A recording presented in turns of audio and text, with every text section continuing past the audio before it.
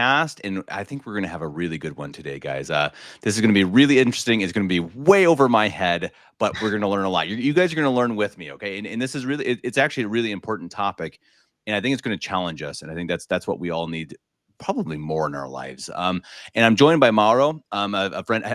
I already said it wrong, but I'm going to try to get his name right. It's with a rolled R. You know, it's the Italian R. He's a friend from Italy, and we're going to talk about science or what science actually is. And I guess Mauro, the best way to start would be to maybe tell us a little bit about yourself, and then we'll get into the topic. Okay, thank you, Kevin, for this transmission. First of all, my name is Mauro Stenico. My education is a philosophical and a historical one. I have 2 philosophical degrees in Italy, and then I have a PhD in political communication regarding the subject matter of history of science. My interest is in the history of cosmology, and especially, I would say, the multiple connections between modern cosmology, religion, Catholic religion, and political ideologies of the 20th century, like National Socialism, communism, and that's my education. That's all. Interesting. And so, but the cosmology and the political side, they're not Yes. connected. Are they? Do you connect them? Do you connect them together? Oh, they are. Interesting. Because, for Okay. example, I can say you something. Under Stalin, it was prohibited in the Soviet Union to talk about the Big Bang theory or the beginning of the universe because it was seen as a religious theory. So, if you have to show that matter is infinite and eternal, you cannot say that the universe had a beginning, because if you say so, then there is a God, there is a prime mover, and so on. It was prohibited, and during the Great Purges in the Soviet Union, a lot of scientists did pay with life this affirmation, this proposition. Beginning, the universe had a beginning, and even under Hitler, there was a big problem in saying that the universe had a beginning. Not so much as in the Soviet Union, but anyway, there were some problems. Wow. Interesting. Okay.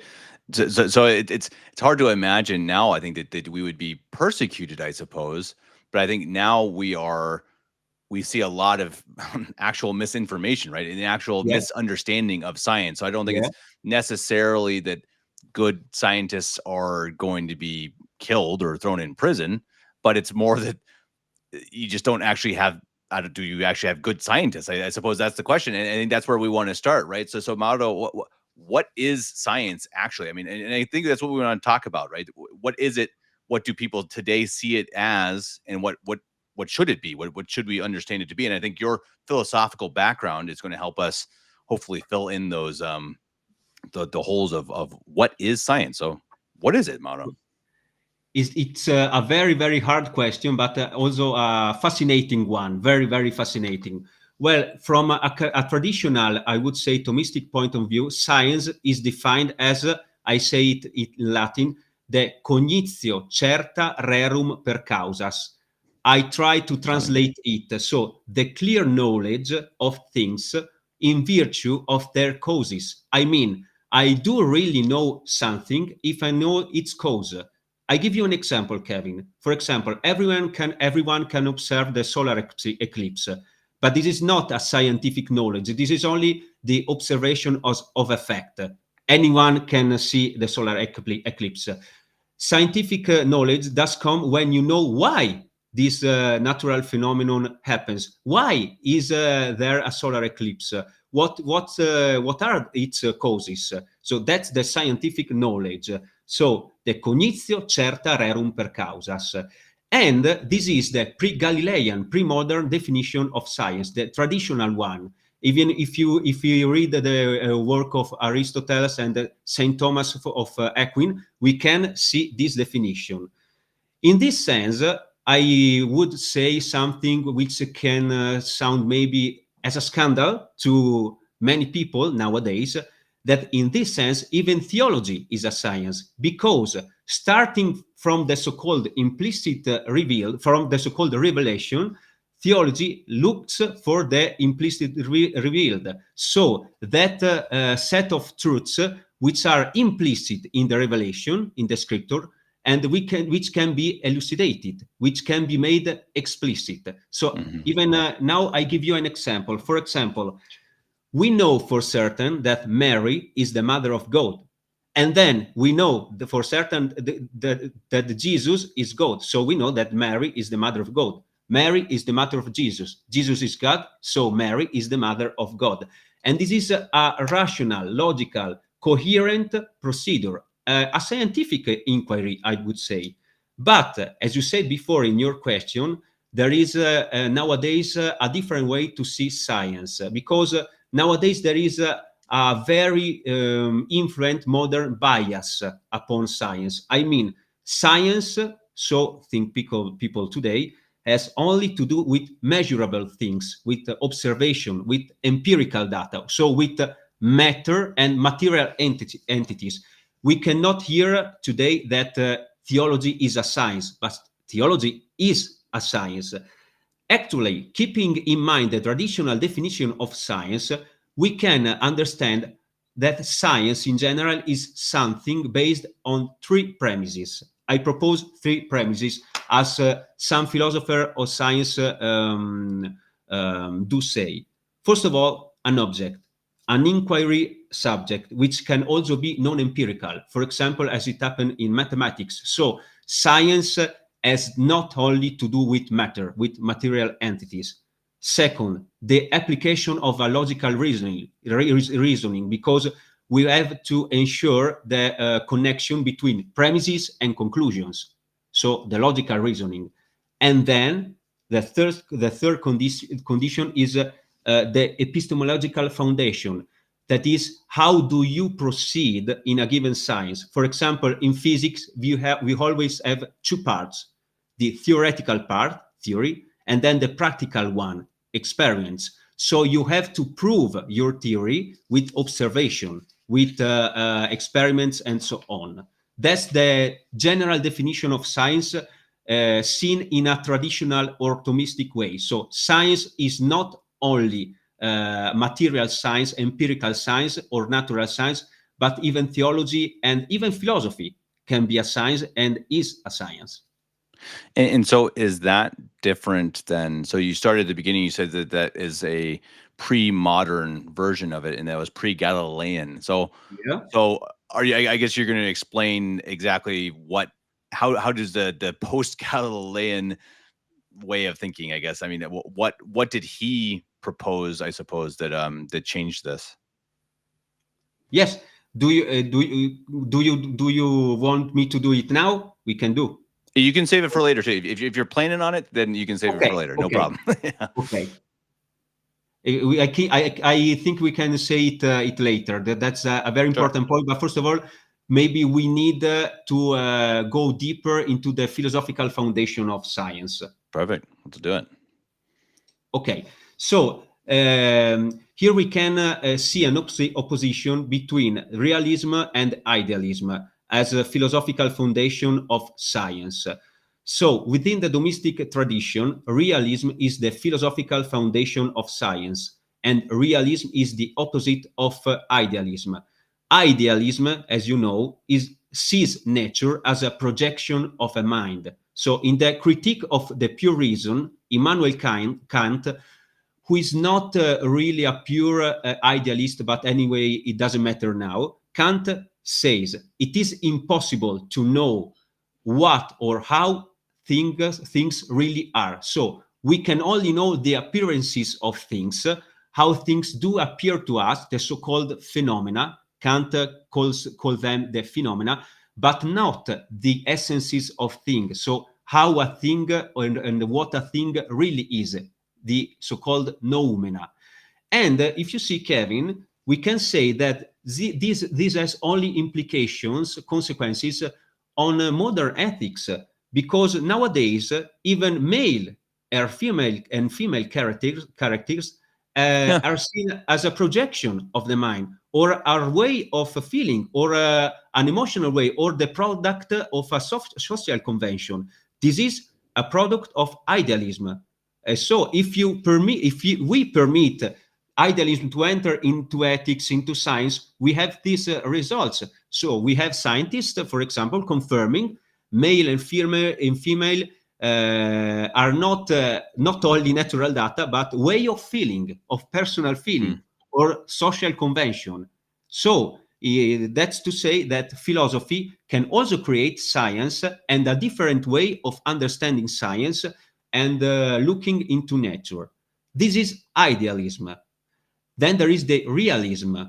On the contrary, realism conceives nature as something which is objective, intelligible. That's incredible because the universe is intelligible. It's a gift, a God's gift, a gift God gave us, and it's intelligible and independent. In a certain sense, we can say that nature imposes itself to our mind. So it's not a creation of ours. Nature is something which imposes itself because it does exist. It's objective. This doesn't mean, of course, that we know all aspects, all details, all secrets of nature. But this means that we can at least have a partial objective knowledge about nature. So we can know nature. We can have a clear knowledge of nature. It's not always all. It's not all a product of our mind. Either knowledge can be really objective. So I would say no realism, no science, and even no objective ethics, because even ethics in this sense is seen, if it is based on idealism, as something changing with history, with time, with the social feelings, and so Hmm. on. Yeah, you're right. Exactly. You see it. You see it now, right? I think you had a great explanation of it with the male and female. It's really clear and I suppose rational, but exactly the idealism leads everything into emotions. I mean, but Yeah, it's so true. It's exactly yeah, our entire world right now seems like it's run on emotions and almost no rationality whatsoever. And I think again, I'm sure you're going to explain this, but you see it also in science. I think you see it in education. You see it in terms of truth, right? Exactly. I'm sure also in theology. Look, we had Bergoglio in Rome, also saying, kind of, all paths are equal. Every yeah. religion goes. That's I guess also kind of it's certainly not rational. I mean, and it's an interesting thing. It all kind of goes back to a philosophical nut, I suppose, right? That grows into this big tree of nonsense. Yeah, because there is also the non-contradiction principle in philosophy. But if you say that all religion guide us to God, you are contradicting yourself because each religion does contradict the other religion. So that cannot be true. That cannot Exactly. be objective. Cannot be a scientific or a really philosophical knowledge. That's the point. But So I it say, sounds good, right? It feels good, but I just wanna be nice. I wanna be nice to the Buddhists and the mu right? Exactly. yeah, It's not yeah, it yeah, doesn't make yeah. sense. It is just purely, "What do I feel?" Yeah. So true. Yeah, this is very dangerous because if you live in an emotional way, if you base your existence and your faith on emotions, then you have always to keep in mind that emotion can be manipulated.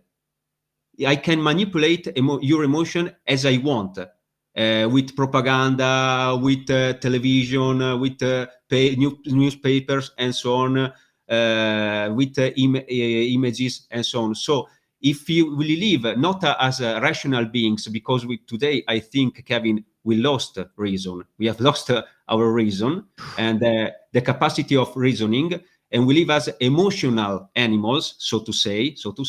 So we are very easy to manipulate. That's my personal conviction. And do you think as a student of history, do you think that was that the case also, say, I don't know, before Christ or in the quote unquote dark ages? I mean, was it also this has this happened before, or are we just really the worst, generations of all time? I assume this has happened before. I guess it's fallen human nature to go away from reason and logic. No, I think that even before Christ, philosophers and people were more intelligent than us today because they did use reason. For example, looking for the proofs for the existence of God. I mean, all ancient philosophers, there were some exceptions, but did accept the idea that God exists because they look nature, they look the perfection of nature. So it was for them it was really easy to understand that the universe had a cause. Today we are not able to say it because scientists do study, for example, the DNA, the physical forces, but they are not accepting anymore the idea that physical laws and so on do come from God, because God created an intelligent creator. God is an intelligent creator who created an intelligent nature, so to say. And reading the book of nature, we can go to God. That was the ancient conviction, the ancient philosophical position, the mainstream of the ancient times. Interesting. So I guess if anything, we're just kind of connected with the ancient pagans, maybe maybe they who Yeah, worship the yeah. sun, or the Because Aztecs who murdered everyone for their hungry gods, I suppose. and when I say that we have to use reason, I don't mean rationalism, of course, but reason is a capacity God gave us in order to orientate ourselves inward, in the truth, in looking for what's really is truth, and so on. And as Pius X says in his Pascendi Domini Secretis, the problem of modernism, you say modernism in English, Hmm. modernism is that it's not rational. It is totally emotional. It's a complete agnosticism. That's the problem. So it doesn't look for the truth. Mm. It's interesting how it all connects, isn't it? I have so Yeah, many podcasts, and we just, I think the last 2 weeks we've talked about that exact same encyclical, about Pius X, about modernism, because it just it all comes together, doesn't it? All of so many of our issues now, maybe all of them, come together in this issue of modernism, and that's exactly what Pius X was trying to warn us about. That this is the greatest of yeah, of heresies and philosophies, and we see what has happened to the world. I mean, it's turned philosophy, reason, science on its head, and I guess that's where we are. And I guess again, it's good to have yeah, you on to try to explain us what is science. So it's good. yeah. And if you want, we can go a little more Hmm. deeper, saying that, for example, science, natural science, cannot explain everything. Empirical science. So there are different levels of science. There are, first of all, the physical sciences, whose object is matter, material entities with their properties, movement, size, and on and so on. So we have chemistry, we have physics, we have astronomy, cosmology, and so on. Then there is another level, the so-called abstract sciences. For example, mathematics. They concern the most relevant property of matter, which is quantity. Quantity, which is the most relevant accident, as Aristotle said of physical substances. So here I mean the reference between accident and substance. And then there is, of course, metaphysics, which is very important even for us as Catholics. It's very important, metaphysics. Metaphysics is an inquiry on what transcends the material world, so the soul, God, and so on. This word metaphysics does come from the Greek, meaning going beyond physics. Meta ta physica from the Greek. So it is something which goes beyond nature. Nature is physics. Metaphysics means going beyond nature. So the starting point, as St. Paul explains, for example, in his epistle to the Romans, the starting point of metaphysics is always the material world. But then, if the starting point is here, using our mind, we can go beyond. For example, from nature to God, from the beginning of the universe to the cause of this beginning, and so on. And here we have to say that there are categories of being, of reality, which cannot be the object of empirical sciences. Natural sciences, Kevin, do explain as a number of notions regarding, for example, the human body, the earth, the planets, and so on. However, for example, natural sciences cannot explain why I find a mountain landscape as beautiful. So, natural sciences can teach how a mountain did form, did originate, but not why I find it beautiful. The concept of beautiful cannot be explained in mathematical formulas. There are aspects of reality, and I think this is another gift of God. This is a very special one. There are aspects of reality which can be seized only by the intellect, so by the mind, by the intelligent creator, and not even by the animals, for example, because I cannot explain to my dog what a nice picture is, what a beautiful person is. It's impossible to explain to our animals that.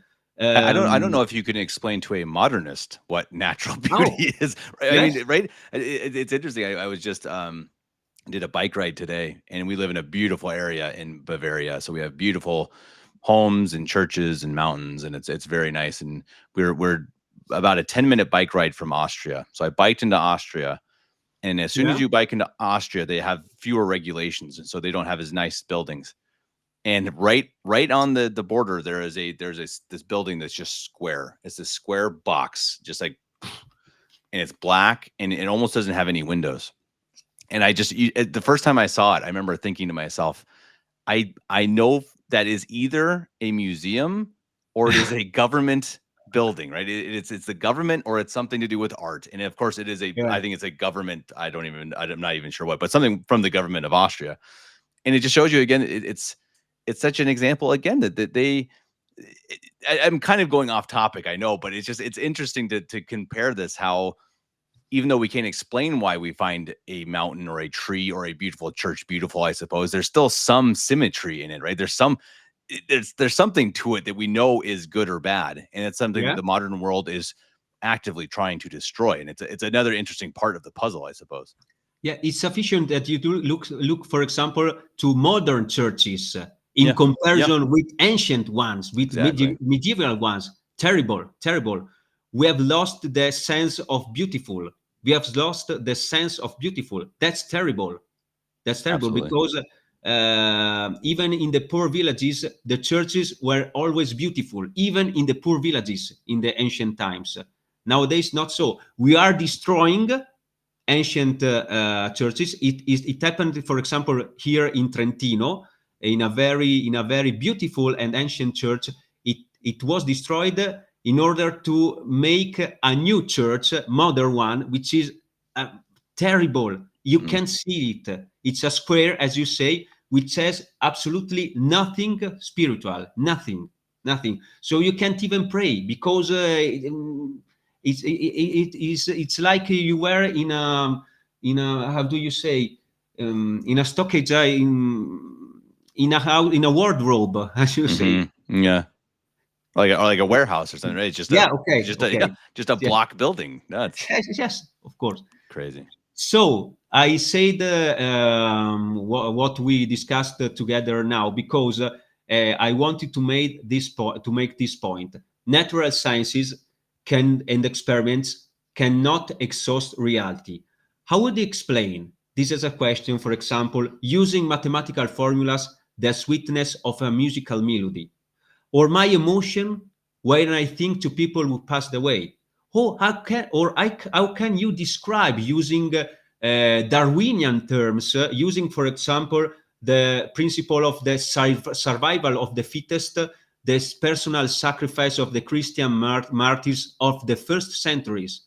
Hmm. How can you describe it in an evolutionary terminology? It's impossible. It's impossible. So I think there are two possible scientific and philosophical approaches to nature, which one can find in the context of the history of science. And I propose to call them the absolutistic one and the open one.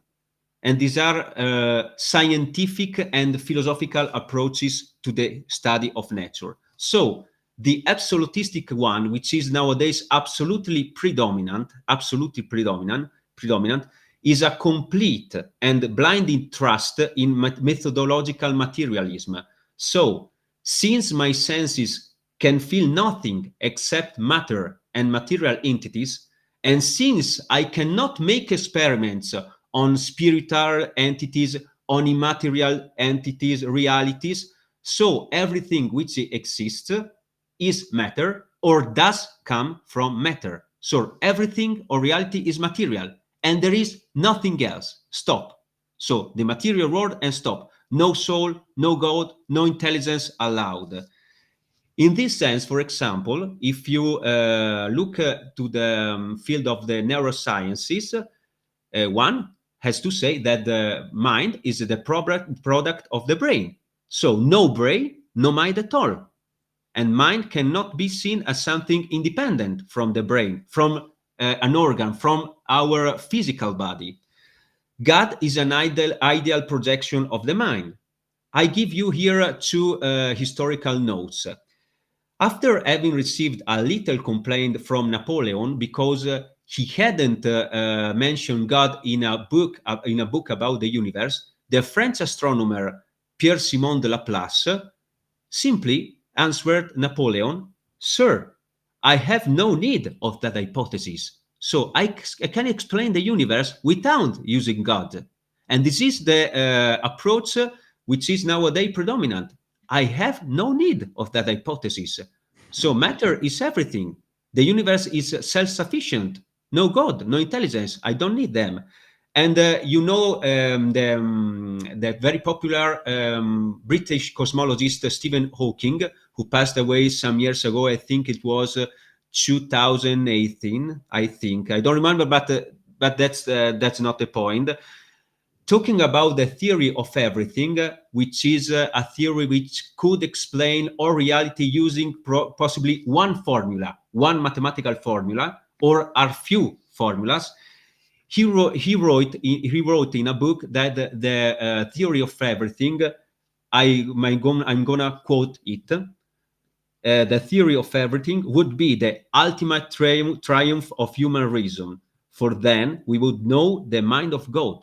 So not only do natural sciences exhaust reality, but even God's mind. That the absolutistic approach. Of course, in Stephen Hawking, God is only a provocative, reality, not a very existing one to him. That's the point. Then there is the open approach. Oh, sorry. No, I just wanted to comment because I think I don't follow this much, but I feel like I've seen somewhere or read somewhere that Stephen Hawking kind of continually got stranger and stranger views or Yeah. hypotheses, because I think he, maybe by the end when he saw death, maybe he saw he actually did want a solution. And so I think he was starting to believe in what the matrix theory and all of these other very silly things is like. And the one that Yes, he just seemed like he could never accept was there was a creator. It's sad, really. because if you don't want to admit that the universe had an absolute beginning, you have to look for alternative theories, as for example the multiverse theory, Right. the cyclical universe, and so on, which can be discussed, I admit, in a scientific way if you accept only them as a hypothesis, not as demonstrated theories, but not for ideological reasons. The problem is that now scientists are looking for these alternative theories, even for an ideological motivation, for ideology, because it's impossible to accept that there is something else outside the universe. That's the point. This is the absolutistic approach to nature. Then there is the so-called open one, which accepts the fact that the best explanation for nature is not necessarily or completely matter. For example, the Belgian cosmologist and Catholic priest Georges Lemaitre, who is the father of modern cosmology, said one time during an interview, talking about his career as a cosmologist and as a priest. I quote him: "There were two ways of arriving at the truth. I decided to follow them both. So we don't have a contradiction between religion, faith, and science." Interesting. Sounds like a better option. Yeah, yeah. Huh. Yeah, that is it is it's so fascinating how it all, again, it all connects, and it's all, and I guess I've always wondered, I suppose, how has science, or the how science is taught, obviously, as we're talking about how it's being taught kind of philosophically different. Is Yeah. that been something that, do you think that's been purposely controlled by enemies of the church, since Galileo? Or is it just something that, again, happens because men have lost their reason, and I don't know, they're blinded by the devil or the world? I mean, do you think, has it been a purposeful leading Well, away from this true view of science? well, it's a little bit of everything. Surely it was purposeful, for example, in some historical cases, as it was, for example, in the Soviet Union. You have to explain cosmology, biology, and so on without referring to an extra material reality. So we have to go the strangest theories regarding the origin of life, the strangest theory possible. And even in the time of the so-called I don't know how you say in English, enlightenment Hmm. should be Hmm. enlightenment. Okay. It of course it was full of enemies of the church, so everything could be used in order to exclude church dogmas and so on. So it has been purposeful, but then I think that in part it was only the product of a misunderstanding, and of a sort of of superby. You say, how do you say when people is very superb? Oh, the elites, maybe, or do you mean like the people at the? No, no, Oh, no. I mean, when you, as a man, want to see yourself as God, as a Superman. ah, yeah. Oh boy, you put me on the spot. But I know what you No mean. We problem. we know what you mean. Yeah. Okay, okay, no problem. So, from a certain point of the history, some people wanted to see themselves as God, not Hmm. a man, but as a Superman. And if you want, we can discuss some minutes about it. I Hmm. mean, the origin of such an approach. So, as we said before, nowadays materialism is absolutely predominant in science. We consider science as something which has to be materialistic. No intelligence, no God, no immaterial entities are allowed in the explanation of nature. And I think the origins of such an approach date back to the 17th century in Europe, when the so-called Great Instrumental Revolution took place in science. With the instrumental revolution, I'm thinking to the introduction of telescope and microscope and so on. So these new instruments play a decisive role in order to have a better analysis regarding the quantitative, the numerical aspects of nature, which were before a little vague and so on. But it has also an epistemological consequence, because step by step happens so. So something was seen as objective, as scientific, only if it was measurable, if it was observable, if it was discovered through instruments. So this was the birth of the quantitative or numerical or empirical science. And in principle, this is not a problem, because if we can have a better knowledge of the quantitative aspects of nature, it's better for us, for science and so on. But the problem does come when you think that nature is only quantitative, is natural. So when you think that all science is quantitative science, empirical science, because then you cannot see, for example, theology as a science anymore, because theology is not quantitative. That's the point. So step by step, only quantitative science was seen as science. Hmm. Metaphysics, which had a very, very long tradition, was reduced to something bizarre, to something personal, to something strange, non-scientific. So we don't need to surprise when Kant writes, for example, keine Metaphysik mehr, no more metaphysics, no talking about God, about the soul, and so on. But Aristotle and St. Thomas show that quantity, as we said before, is only an accident of the natural entities. So we can look, for example, you mentioned Galileo. We mentioned Galileo. If we read the Saggiatore of Galileo, 1623, we read that to Galileo, nature is a book. And this is this is nothing new, because even if we read ancient Christian philosopher and theologians, as for example Saint Augustine, we find this metaphor of the nature as a book. And reading this book, we can go from here to God. It's absolutely normal.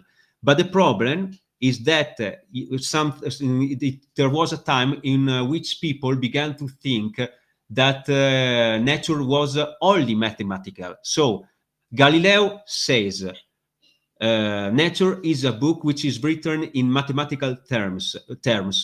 and you cannot read it if you don't possess the mathematical language, the mathematical instrument. So it's not a partial lecture of nature, the mathematical one. It's all nature. So all nature is mathematical. So you cannot do metaphysics and so on.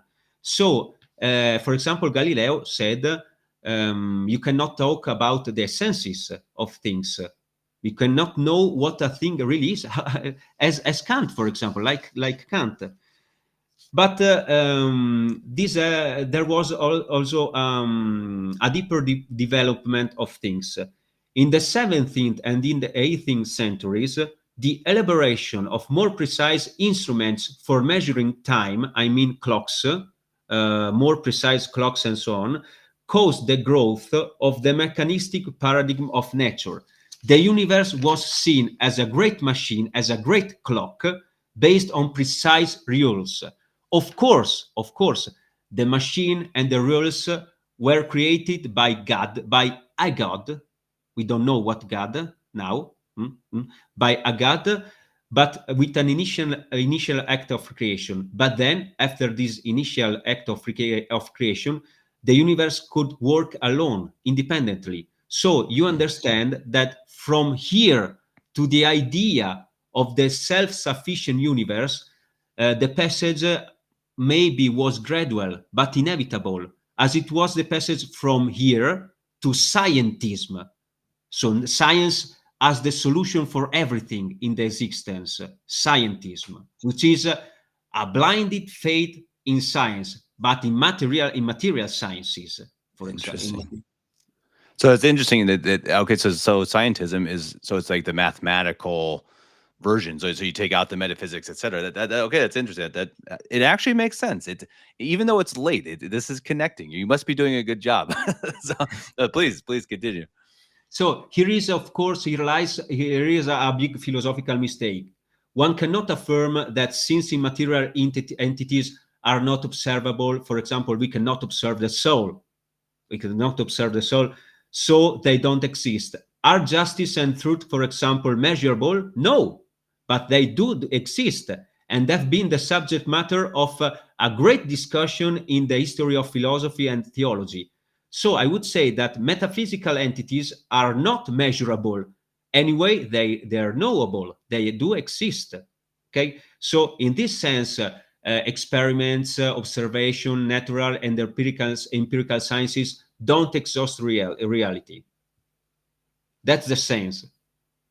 Interesting. Huh. Boy, yeah, good. My brain, I'm following you, but it's a lot. It's a lot, but it's so fascinating. It really is interesting to see how this is step by step happened, really. I mean, and just to see kind of how it started and where it So, goes. And again, how it's yeah, connected. Science, philosophy, education, culture, politics works together. I don't want to make here a sort of j'accuse, a sort of accusation to Galileo, because I think that things going went beyond Hmm. Galileo's will. But anyway, there was the basis. These were the foundation of what come later. That's another point to keep in mind. And if you want, we can use some minutes in order to explain some modern discoveries. Hmm. Absolutely. Okay. Okay. So if one possesses a open approach to nature, as we described it before, and one has a non-prejudicial outlook on nature, and the scientific discoveries, one can honestly infer the existence of an intelligence to explain the universe, the macro universe and the micro universe. As many philosophers of science say, for example, I'm thinking to Stephen Meyer, which is a very great American philosopher of science, a very, very good one, very good.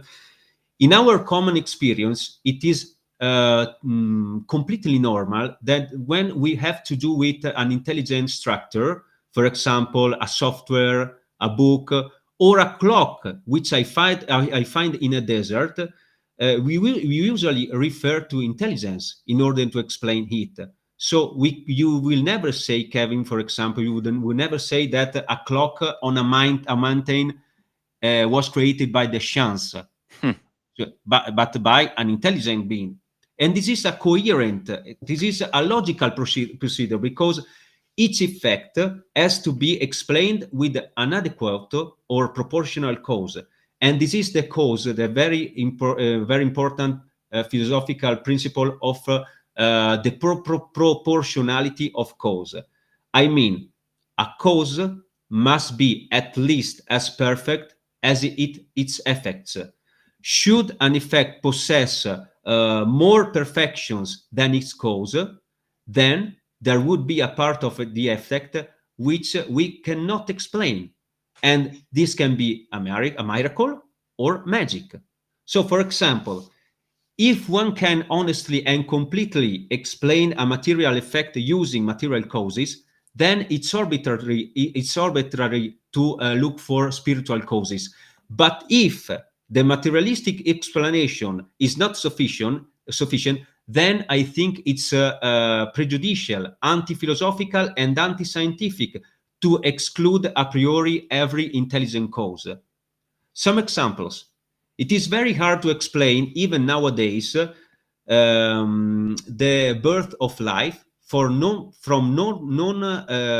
pure non-living matter, or, for example, the birth of rational life from non-rational life, because rational life, ontologically speaking, is more perfect than non-rational life, and we should always look for the best explanation of things.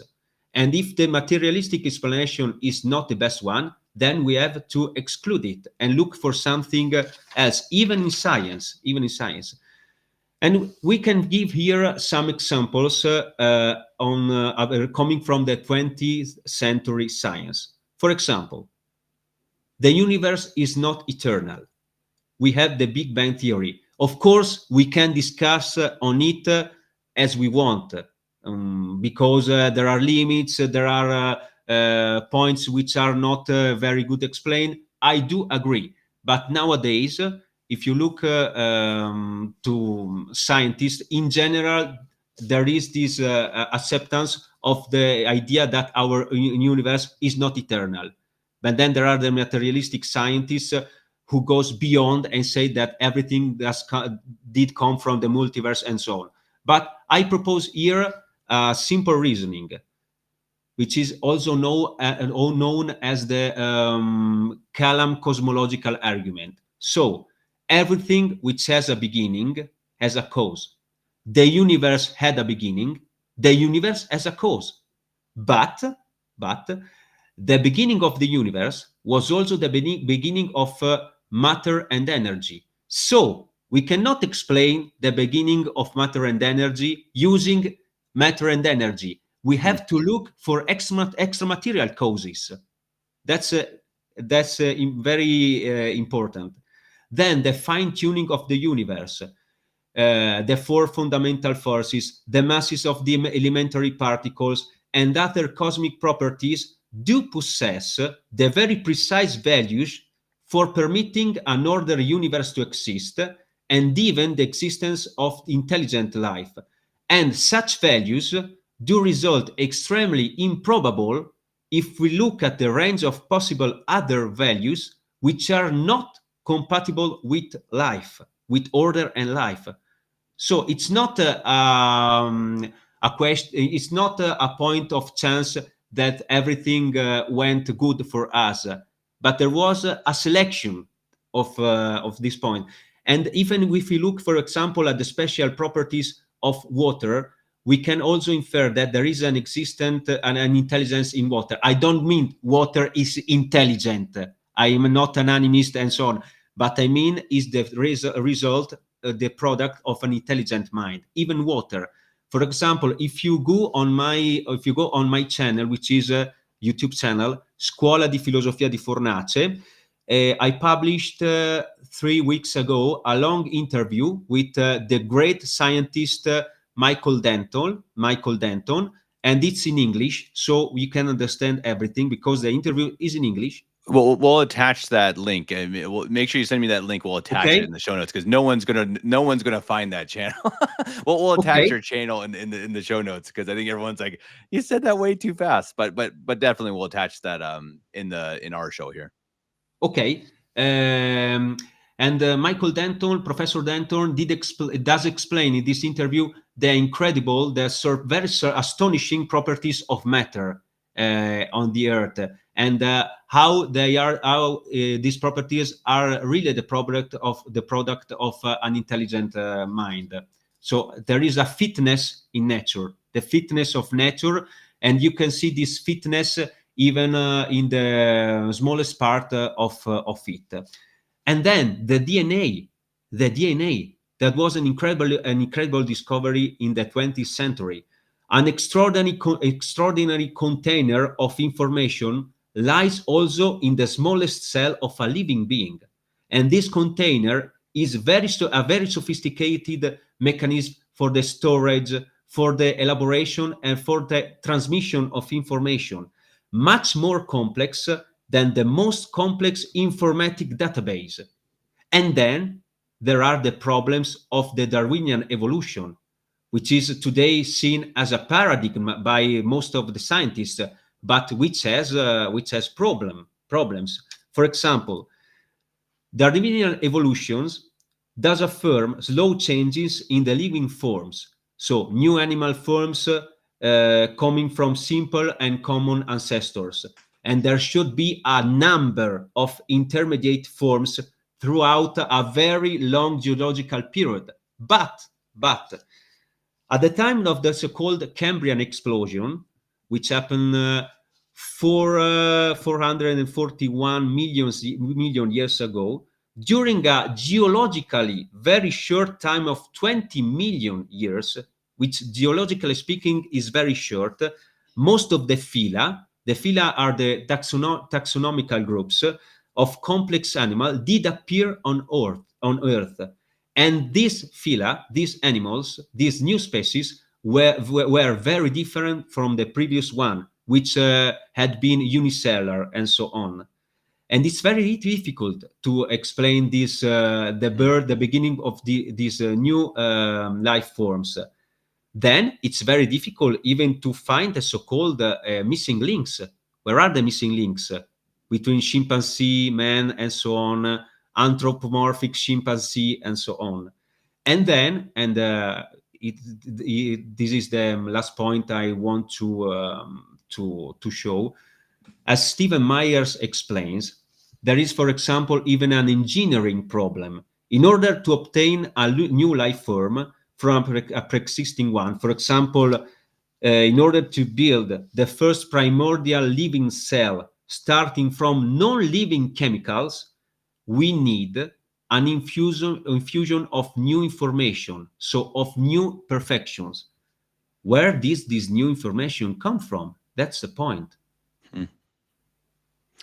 That is the question, and it's interesting. I think we're gonna have to do another show on evolution and as a theory in itself, because I've watched Stephen Meyer as well, but I have to say a lot of what he says also just goes right over my head. But it's very interesting because I think he's one of the few scientists that I've seen truly trying to explain that, yeah, it doesn't make sense. There's a lot of things And the way I look at it is that it's a theory, so it's a theory of Darwin, and I think you have to make a lot more leaps of reason and logic. You have to really try to find these or, oh yeah, yeah, we haven't found it because of, we don't know.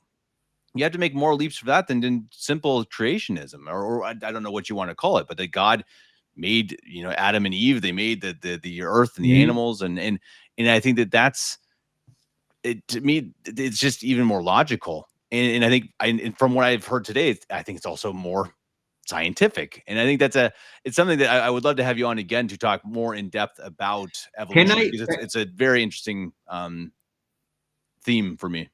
yeah. Can I give you some names because your channel is an English one, is an English, it's in English. So I give you some other names which I recommend. I truly Hmm. recommend to your public. So Stephen Meyer, you can find everything on YouTube. And then we have James Tour, which is a biochemist, and who says that we are not even close to explain the origin of life from pure non-living chemicals today. We are not even close. Maybe one day, but today we are not even close to it. Michael B., which is the who introduced the concept of irreducible complexity, for example, of the bacteria flagellum and so on. And then Michael Ignor, which is who works as a professor in the field of neurosciences, and there are other names, but I recommend these ones. Then there are other ones, of course. Perfect. No, no, that's awesome, and it is good to study these things, because it's actually a topic that comes up fairly often. Even in my friend group, it's come up many times about evolution. Where are we from? What about, how do you convince people that God exists? And I think that it's one of the most basic points, right, in life. I mean, really, it is the primary point. I mean, the God exists, right? It's the most important. And I think nowadays, as we've discussed, people don't have reason, but a lot of that is because they don't have God, right? Of course not. So if you don't have God, if you don't know God and love God and want God, why would you have reason? Because good and truth and knowledge and reason all comes from God, obviously. Yeah. And the farther you go from God, the more stupid you're going to be. And that's just, I think that's simply the truth. And it's something that I think it's really great to have shows like this, because it will help, I hope, people to be able to, if that happens, you can have the conversation with someone and say, okay, I have a basic understanding of the beginnings of this topic. We hope again to have you on again to maybe dive in deeper, Oh, because sure. I mean, boy, in an hour, how do you cover this topic? You did an awesome job. It was a really good startup course, I suppose. And I think I would love people to ask, in the comment section, what would you like Mauro to talk about? If we have a show in the future, what would you like to discuss? I would love to go deeper into evolution. Yeah. That's really the one that I'm really fascinated by. But honestly, if you also, you talked about, political history of the 20th century. Wow, that's another one that, boy, I would love to talk about Stalin and Hitler. I mean, but I would love to have you back. Let's just say I that. wanna, So, I wanna, I wanna to ask you mhm. and your public to excuse me for my bad English because I don't have a really good pronunciation. No, come on. I try to do my best. It's always one of those. I live in Germany, so I have to talk in German, and my German's Yeah. terrible. So it's always kind of it's funny to me when Germans or in Italian is, oh, I can't, I can barely speak English, and you just did an hour about one of the hardest topics there is possible to talk about. So no, you And did great. I miss Germany because I did my PhD between Trento in Italy and Frankfurt am Main. So I did, Ah, okay. yes, yes. So I Well, guess we could do a very rough German podcast at some point. Rough oh, if from you my want. side. I'm sure your German is much better than my German. No question about that. But no, it's been really a pleasure to have you on, Mauro. I hope again we'll be able to do it again sometime in the near future. Everyone, please let us know what you thought in the comments. Do you like it? Do you want to have him back? Also, like, share, subscribe, all of that stuff. Is there anywhere that people can follow you? We're going to attach your YouTube channel. Yeah. I suppose if anyone has questions for you, they can ask me. Do you want to? I don't know. Do you have a Facebook, Twitter, anything other than YouTube you'd like I to have share? an email, and Hmm. people can send me an email, no problem, in Hmm. English, in German, no problems, absolutely. Okay. Uh, Maybe you can publish here my email Sure. later. Yeah. Okay, Yep, I'll put that also in the show notes. So I'll attach your YouTube channel as well as your email. So if anyone has questions for you, they can ask it. And obviously, understand. I'm sure you're a busy guy, but it's I'll nice. try I mean, to. I really enjoy getting emails from listeners. So please, if you guys want to reach out to me, I don't know why you'd reach out to me about this, but Kevin89Davis@gmail.com is my email address, and I will attach Mauro's in the show notes. Mauro, until next time, it's been a blast. I hope we do it again soon, and God bless you. Thank you.